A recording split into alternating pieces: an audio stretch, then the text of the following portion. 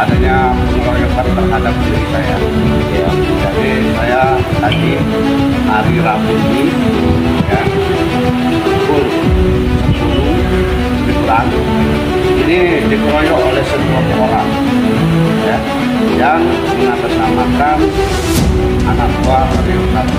Perselisihan kasus sengketa lahan di daerah Kelurahan Pekan Sabtu, Kecamatan Selebar, Kota Bengkulu yang terjadi beberapa tahun ini kian memanas. Persitegangan antara masyarakat yang menempati lahan dengan kelompok yang diduga orang-orang dari Saudara Rio Sabri dikomandoi Saudara Tarmizi yang mengklaim kepemilikan lahan tersebut. Berdasarkan hasil investigasi di lapangan Rabu tanggal 11 September tahun 24 sekitar pukul 10.48 di wilayah Pekan Sabtu, tepatnya di depan Resto Bukit Kapal, terjadi persitegangan antara pihak kelompok masyarakat yang menduduki tanah dan pihak Tarmizi sehingga berujung pengeroyokan salah satu warga dan percobaan perampasan handphone wartawan yang sedang meliput kejadian tersebut. Persitegangan tersebut bermula saat yang diduga para preman bayaran yang dikomandoi Saudara Tarmizi ingin melakukan pemagaran di lokasi tanah yang diduduki para warga kelompok tani. Salah satu warga kelompok tani yang menjadi korban pengeroyokan oleh para preman tersebut, Saudara Yasmini, mengatakan kepada awak media, "Awalnya saya sebagai yang dituai oleh para warga kelompok tani untuk melarang para yang diduga preman melakukan pemagaran sebelum surat-surat kepemilikan mereka itu jelas. Dari situ hingga berujung pengeroyokan oleh massa Saudara Tarmizi kepada saya. Lanjutnya, akibat dari pengeroyokan tersebut saya telah menempuh jalur hukum melaporkan tindak pidana pengeroyokan ke Polda Bengkulu.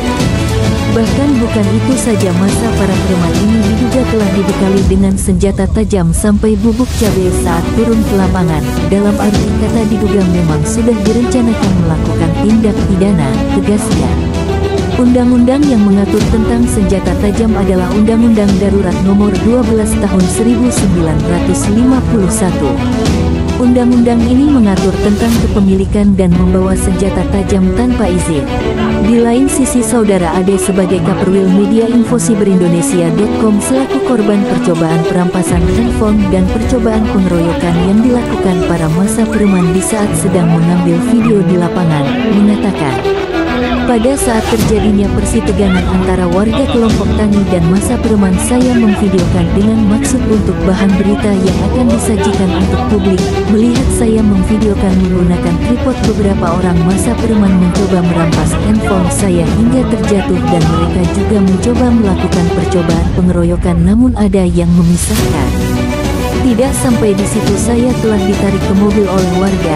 Namun beberapa orang dari massa preman mengejar ingin mengambil handphone saya dan kunci mobil saya, akan tetapi HP dan mobil telah diselamatkan oleh teman saya yang membawa salah seorang warga yang menjadi korban pengeroyokan.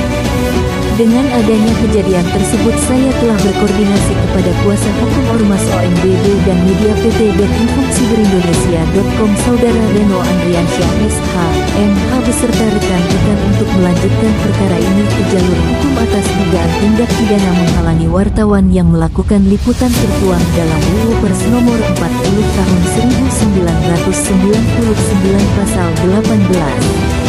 Bengkulu, TV Channel, Info Siber Indonesia, Redaksi, melaporkan.